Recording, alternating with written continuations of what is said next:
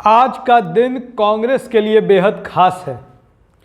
आपको बता दें कि देश के 4 अलग अलग राज्यों में लोकसभा और विधानसभा के उपचुनावों के लिए आज नतीजे आ रहे हैं। इनमें पश्चिम बंगाल की आसनसोल लोकसभा सीट, पश्चिम बंगाल की ही बालीगंज विधानसभा सीट, बिहार की बोचहां विधानसभा सीट, महाराष्ट्र की कोल्हापुर उत्तरी विधानसभा सीट और छत्तीसगढ़ की खैरागढ़ सीट शामिल है। हम आपको बता दें कि आसनसोल लोकसभा सीट 2014 और 2019 के लोकसभा चुनावों में भारतीय जनता पार्टी ने जीती थी, लेकिन अब 2014 के बाद 2022 में 8 सालों के बाद ये पहला मौका है कि आसनसोल सीट बीजेपी के हाथ से लगभग फिसल चुकी है। तृणमूल कांग्रेस के उम्मीदवार शत्रुघ्न सिन्हा वहां से 1 लाख से भी ज़्यादा वोटों की लीडिंग बनाए हुए हैं।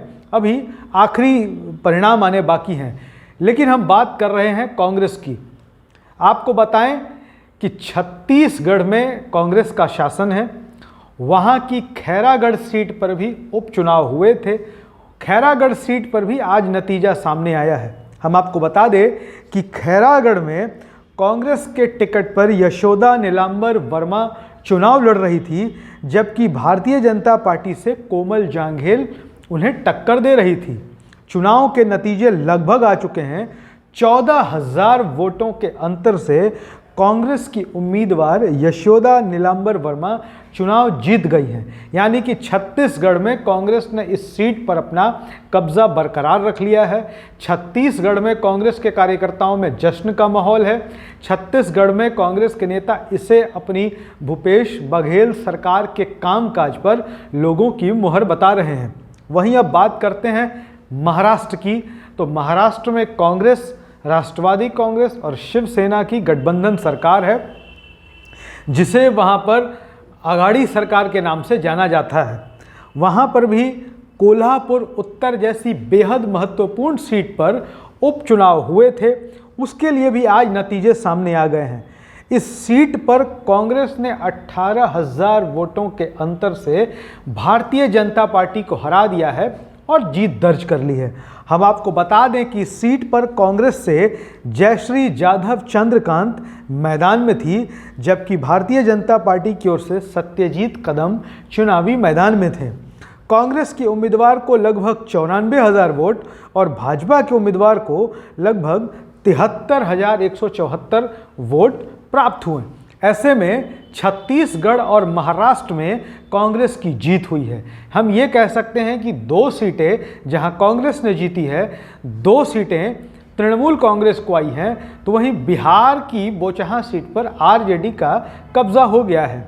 और आज के जो ये नतीजे हैं वो भारतीय जनता पार्टी के लिए बेहद निराशाजनक है।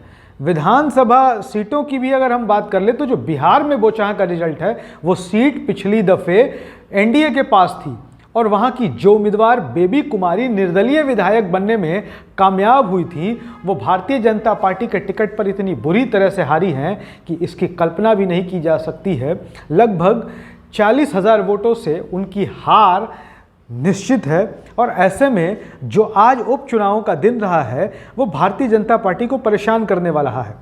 अभी पिछले 10 मार्च की बात करें तो 5 राज्यों के नतीजे आए थे और इन चुनाव नतीजों में जिस प्रकार से कांग्रेस को बुरी पराजय का, बुरी तरह हार का मुंह देखना पड़ा था, उससे उसके कार्यकर्ताओं में निराशा थी, उत्साह समाप्त हो गया था।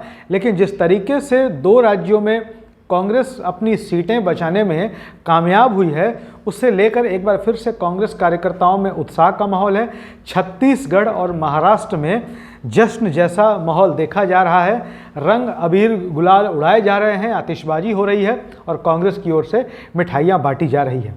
अगर आपको हमारी ये वीडियो पसंद आया हो तो इसे शेयर और फॉरवर्ड करना ना भूलें। साथ ही हमारे YouTube चैनल प्रेस जागृत को भी सब्सक्राइब करें। धन्यवाद।